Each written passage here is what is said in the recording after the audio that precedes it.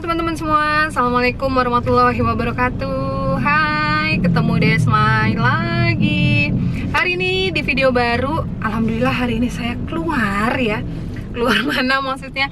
Keluar rumah. Jadi hari ini tuh kebetulan tadi nganter paket ya kan, ke tim, terus juga masukin barang ke ekspedisi. Nah, jadi emang waktunya untuk bikin video baru lagi. Hari ini kita mau ngapain Mbak Desmai? Hari ini kita mau sharing apa lagi ya? Kalau sharing produk sih saya belum ada idenya ya, mau sharing tentang produk apa. Tapi yang hari ini saya pikirkan adalah saya mau bagi tips ke teman-teman semua, cara kita untuk maksimalisasi waktu kita untuk promosi dengan membuat rencana kerja harian. Masa iya ibu rumah tangga terus punya rencana kerja harian juga sih Mbak, kayak orang kantoran aja gitu. Perlu banget teman-teman ya, kita akan sharingkan ya sama-sama.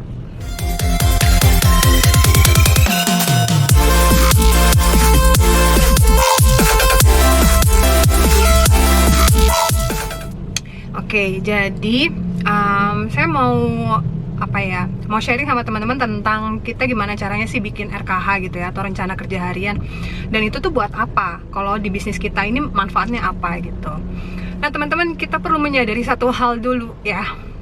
Bagaimana kita sadar bahwa kita semua ya yang ngejalanin bisnis MCI ya, itu adalah ibu rumah tangga.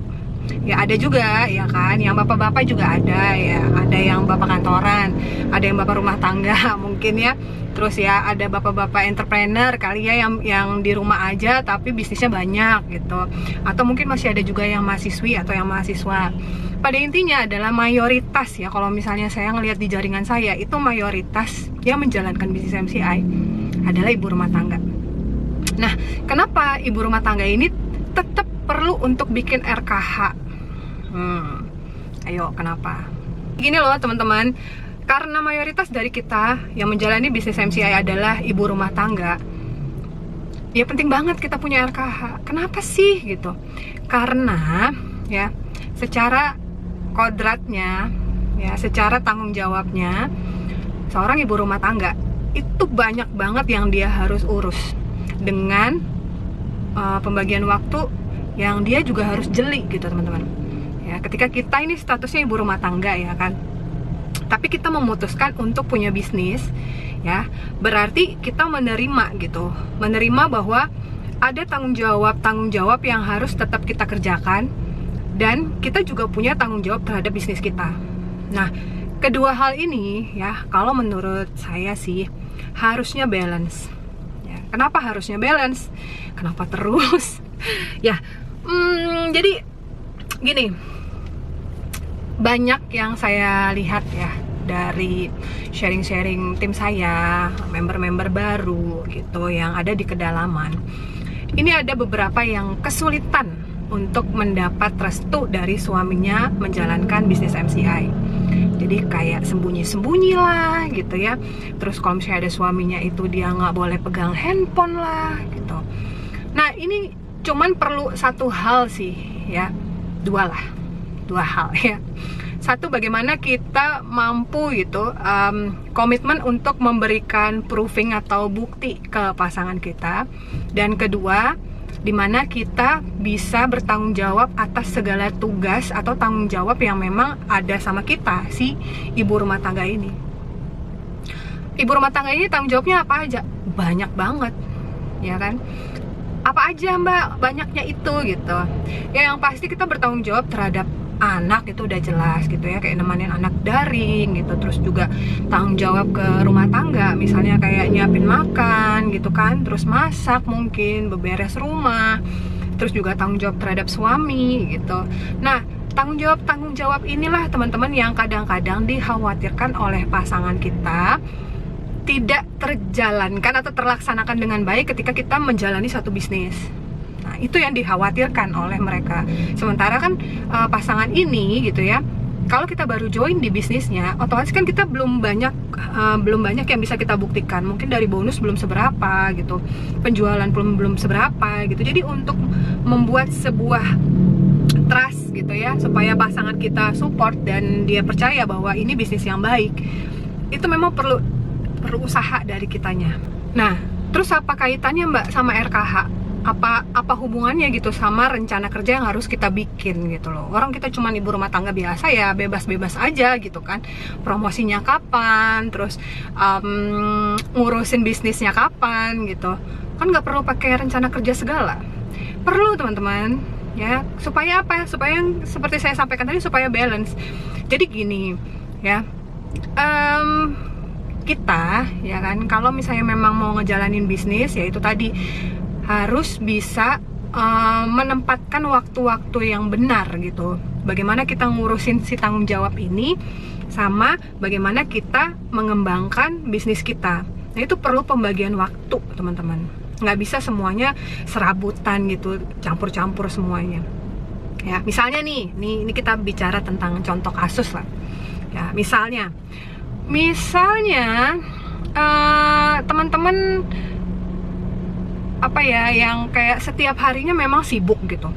Sibuk itu dengan urusan keluarga. Misalnya anaknya 3, dan 3 ini nemenin anak daring semua gitu ya. Terus juga suami gitu ya, kalau misalnya sarapan itu harus ditemenin ya kan. Nah jadi menunggu gitu waktu untuk promosi itu nggak dapat saya Mbak gitu. Nggak bisa terus promosinya, karena saya kerjanya di rumah aduh banyak banget gitu, belum beres rumah, belum saya cucian gitu ya. Nah untuk itulah teman-teman ya kan, perlu ada pembagian waktu yang jelas. Jadi teman-teman itu tentukan gitu loh, mau promosi itu di jam-jam yang seperti apa ya, dibikin jadwalnya gitu. Misal kalau kayak saya, kita bicara semuanya tentang kita si ibu rumah tangga. Saya kan ibu rumah tangga juga ya. Saya punya 4 anak, saya punya suami. Ya walaupun suami saya nggak kerja kantoran gitu ya, kerjanya di MCI ini sama-sama saya gitu. Tapi tetap ya tanggung jawab, kayak bikinin suami kopi gitu ya, bikinin sarapan anak-anak, itu kan semuanya sama teman-teman. Saya pun juga sama ya.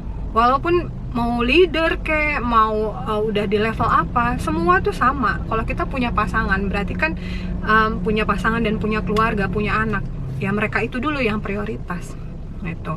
Kayak saya misalnya ya, walaupun suami nggak kerja di kantoran gitu ya, saya tentukan dulu misalnya suami saya itu bangunnya jam berapa. Misalnya bangunnya itu jam 7 pagi. Oke. Nah saya usahakan untuk bangun lebih cepat gitu kan, otomatis bangun lebih cepat. Untuk apa? Ya udah pasti untuk bikinin kopi gitu. Terus udah pasti juga nyiapin sarapan. Ya sebelum anak-anak bangun juga sama, siapin sarapan. Dan saya sendiri juga harus sarapan gitu. Oke. Nah saya nggak buru-buru kayak balesin chat, nggak buru-buru juga gitu, karena juga masih pagi. Saya harus kerjakan dulu tanggung jawab saya gitu kan. Nah jadi pagi misalnya saya bangun 6:30 tuh, terus ya udah yang seharusnya saya kerjakan dulu ya kan. Saya udah bikinin kopi, misalnya suami udah bikinin sarapan anak-anak, mereka semua udah bangun gitu kan, saya juga udah sarapan. Nanti jam 8:30 baru saya ke meja kerja. Baru di situ saya mulai promosi, baru mulai balas-balas chat gitu kan, mulai ngecek apa aja yang harus dicek gitu yang berkaitan dengan urusan kerjaan saya gitu. Nanti sudah saya promosi, udah semua terbalaskan ya, sekitar jam 10:30 itu saya udah lepas handphone lagi. Buat ngapain? Buat masak ya. Jadi saya gini-gini juga masak teman-teman, kecuali seharian saya ada kelas, misalnya kelas online gitu, atau saya ada meeting seharian gitu, itu saya nggak masak ya, atau saya harus keluar misalnya, saya nggak masak gitu. Tapi kalau pas posisinya di rumah, saya pasti masak dari 10:30 sampai jam, kalau memang yang dimasak banyak gitu ya, sampai jam 12-an ya kan. Terus nyiapin anak-anak makan, beres semua ya. Nanti sekitar jam 1 saya kembali lagi ke meja kerja, terus saya kerja lagi gitu ya. Jadi semua tuh ada pembagian waktunya gitu. Jadi yang untuk keluarga itu kita memang punya schedule-nya. Yang untuk bisnis kita juga punya schedule-nya ya kan? Jadi semuanya itu balance gitu. Jadi kalau misalnya kan kita sering ya dikasih tahu gini sama leader-leader, kita itu di sini mau better life, bukan barter life. Ya, bukan berarti kita ngejalanin bisnis terus kita ngabaikan yang menjadi tanggung jawab kita. Ya karena itu memang tanggung jawab kita, teman-teman. Ya nggak bisa kayak misalnya, aku nih leader loh, aku nih punya jaringan banyak, aku yang mana sempat ngurus anak misalnya. Nah jangan sampai seperti itu yang terjadi. Nah makanya kita harus punya rencana kerja harian. Dan rencana kerja harian ini nggak bisa sama satu orang dengan satu orang lain, pasti beda, ya kan? Karena dia punya aktivitas juga pasti berbeda, jam-jamnya juga berbeda, ya kan? Polanya dia yang paling tahu polanya seperti apa. Pada intinya rencana kerja itu harus dibikin. Nah ada hal lainnya yang juga jadinya nggak benar gitu kalau kita nggak punya rencana kerja harian. Misalnya, ayo coba teman-teman ngaku, siapa yang kalau sudah pegang handphone itu justru nggak berkontribusi ke bisnisnya? Pegang handphone mungkin untuk scroll-scroll sosmed aja terus, ya kan? Dari Instagram udah setengah jam tuh scroll-scroll gitu ya, komen-komen. Nanti pindah ke Facebook setengah jam lagi, ya kan? Kayak gitu juga. Terus nanti pindah lagi ke TikTok lebih lama, 1 jam scrollnya, nonton video gitu. Akhirnya dia merasa, wah aku udah 2 jam nih pegang handphone, ya kan? Banyak banget yang udah aku kerjain. Dari mananya, ya kan? Bahkan untuk bisnisnya sendiri nggak teralokasi dengan baik waktunya. Itu karena apa? Karena kita nggak punya rencana apa aja yang mau kita kerjakan ketika kita sudah pegang handphone kita. Nah ini yang membedakan ya teman-teman, antara orang yang ngerti tentang efisiensi waktu dan orang yang merasa sibuk padahal nggak produktif. Ngaku gitu nggak? Nah ada lagi teman-teman ya yang nggak kalah lucunya gitu loh. Maksudnya gini, mungkin kalau ada pertanyaan gitu, gimana ya mbak, awalnya tuh suamiku tuh ACC aja sih, setuju aja aku ngejalanin bisnis MCI gitu, tapi kok semakin kesini dia kayaknya mempersulit ya, heran aku gitu ya. Ternyata kasusnya tuh seperti ini. Dia kan dikasih tahu upline-nya nih, pastikan teman-teman kalau pagi promosi ya. Ya, jadi pagi-pagi itu teman-teman waktu yang sangat baik kalau kita mau promosi. Ya, jadi pagi itu teman-teman pastikan tinggalkan jejak untuk promosi. Bener nggak yang dikasih tahu upline-nya? Bener. Emang kalau pagi itu bagus karena traffic sosial media itu tinggi. Jadi kalau kita isi promosi memang bagus. Nah, ada kondisi di mana si member ini gitu, saking semangatnya dan benar-benar dengerin upline-nya gitu ya. Pagi-pagi itu dia udah benar-benar langsung promosi. Misalnya jam 8 itu dia udah langsung promosi, udah langsung pegang handphone gitu. Jadi pegang handphone itu bukan dia nonton yang apa namanya, nonton misalnya yang pokoknya bukannya yang nggak berfaedah gitu lah. Intinya dia pakai memang untuk promosi. Tapi masalahnya pagi itu dia lupa, ya kan? Belum bikinin air suaminya, ya kan? Belum bikin kopi. Lupa lagi bikinin sarapan anak-anak misalnya. Jadi nggak tahu nih keluarganya bangun ini mau makan apa gitu loh, mau sarapan apa, air panas pun nggak ada gitu, karena si member ini benar-benar semangat banget gitu ya, jadi lupa. Nah disitulah suaminya itu mulai ngerasa bahwa diabaikan nih keluarganya karena bisnis, ya kan? Oh kamu kalau misalnya kayak gitu udahlah, nggak usah lah bisnisan gitu, daripada kamu jadinya lalai gitu ya, anak nggak keurus gitu, suami nggak keurus.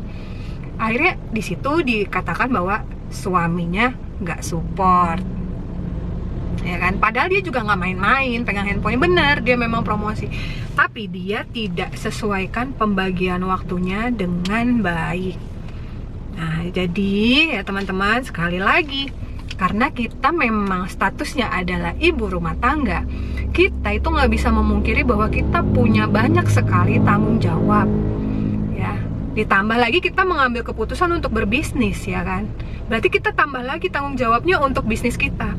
apalagi yang sudah punya tim, tambah lagi tanggung jawabnya untuk bina tim, ya kan, untuk selalu ada buat tim. Tapi nggak boleh mengabaikan ya statusnya dia sebagai istri dan sebagai ibu rumah tangga, ya. Dan ini tuh memang nggak gampang untuk bisa bikin semuanya balance. Selain kita juga harus mengerti porsian tanggung jawab seperti yang tadi saya sampaikan, harus ada komunikasi yang baik juga antara kita dengan pasangan, ya kan, biar saling support gitu. Jadinya kita ngejalaninnya bisa lebih enak. Nah, terus kalau Mbak Desmai sendiri gitu ya, kalau misalnya masalah bikin RKH-nya itu caranya gimana gitu. Ya garis besarnya tadi sudah saya sampaikan, yang tadi per jam-jam berapa saya mulai promo, terus jam berapa saya mulai masak gitu kan, tadi sudah saya jelaskan. Cuman teknisnya bagaimana RKH itu saya buat, ya, dan bagaimana cara saya membagi-bagi waktu untuk tetap promosi, untuk tetap urusan branding, dan untuk urusan tim, nanti saya jelasin di video yang lainnya lagi ya. Ini durasinya kepanjangan nanti kalau saya jelasin semuanya, ya. Oke ya, jadi sharing saya sih segitu aja ya. Kenapa kita penting banget punya yang namanya RKH, kenapa pembagian waktu kita harus jelas, kenapa kita memang harus fokus untuk tanggung jawab dan untuk tugas-tugas kita gitu ya. Bukan berarti nggak ada me time ya, me time itu tetap ada, tergantung bagaimana kita ini punya me time-nya tuh yang seperti apa. Apakah shopping, apakah makan, apakah nonton drakor, apakah dengerin musik gitu ya. Itu nanti juga teman-teman bisa selipkan di antara waktu yang teman-teman punya dalam waktu 24 jam. Dan ingat ya, sesibuk-sibuknya kita dengan tanggung jawab kita sebagai ibu rumah tangga dan tanggung jawab kita di bisnis kita harus tetap punya waktu tidur yang baik. Jangan memangkas waktu istirahat ya. Kalau waktu istirahat itu usahakan itu udah waktunya, udah nggak bisa ditawar-tawar lagi ya. Karena tanggung jawab itu juga tidak bisa semuanya terlaksana kalau kita tidak dalam kondisi yang baik, tidak dalam kondisi sehat gitu ya. Jadi ya itu tadi, semuanya tuh pada intinya harus balance teman-teman. Dan balance ini tuh bisa terjadi dengan baik kalau teman-teman punya RKH tadi dan punya to-do list. Jadi kalau saya pribadi itu setiap 1 minggu saya pasti bikin schedule. Senin, Selasa, Rabu, Kamis, Jumat, Sabtu, Minggu saya ada acara. Saya ngapain aja gitu ya, maksudnya ada kelas kah, atau ada GM kah, atau saya bikin vlog kah gitu. Setiap hari itu jadi udah saya set jadwalnya. Dalam misalnya bikin tuh hari Senin pagi biasanya, saya set dalam waktu 1 minggu, sehingga saya kalau duduk di meja kerja saya tuh udah jelas, saya ngelihat papan tulis, oh saya hari ini begini, besok begini, jadi semua waktunya udah jelas gitu. Dan setiap harinya lagi itu saya bikin to do list gitu. Jadi misalnya hari Senin to do listnya ngapain aja. Jadi saya bekerja atau saya melakukan sesuatu berdasarkan to do list saya. Kalau sudah selesai dicoret satu, dan usahakan to do list yang dibuat dalam sehari tercoret semua, sehingga teman-teman akan merasa puas gitu. Waktu yang teman-teman punya dalam 1 hari benar-benar teralokasi dengan baik. Nah itu yang namanya kita produktif ya, seperti itu. Oke teman-teman, itu aja dulu sharingnya. Kita akan ketemu lagi di sharing berikutnya. Semoga video ini bisa bermanfaat buat teman-teman semua ya. Yuk bikin RKH, bikin rencana kerja harian, karena kita ini bukan cuma ibu rumah tangga biasa, tapi kita adalah pebisnis juga. Jadi keren banget, bukan cuma ibu rumah tangga ya kan, dan punya tanggung jawab yang bisa dikelola dengan baik semuanya, tapi kita juga seorang pebisnis yang punya efisiensi waktu baik gitu ya. Ya itulah intinya ya. Sampai ketemu di video lainnya lagi. Jangan lupa videonya di like, dan terima kasih buat teman-teman yang suka mampir di YouTube channel saya. Thank you buat like-nya, dan terima kasih buat apresiasinya dalam bentuk komen-komen tuh biasanya. Desmai makasih banget ya. Terima kasih. Tadi udah terima kasih ya. Ya, oke lah, kita ketemu di video lainnya lagi. Better Life with MCI. Bye. Assalamualaikum warahmatullahi wabarakatuh.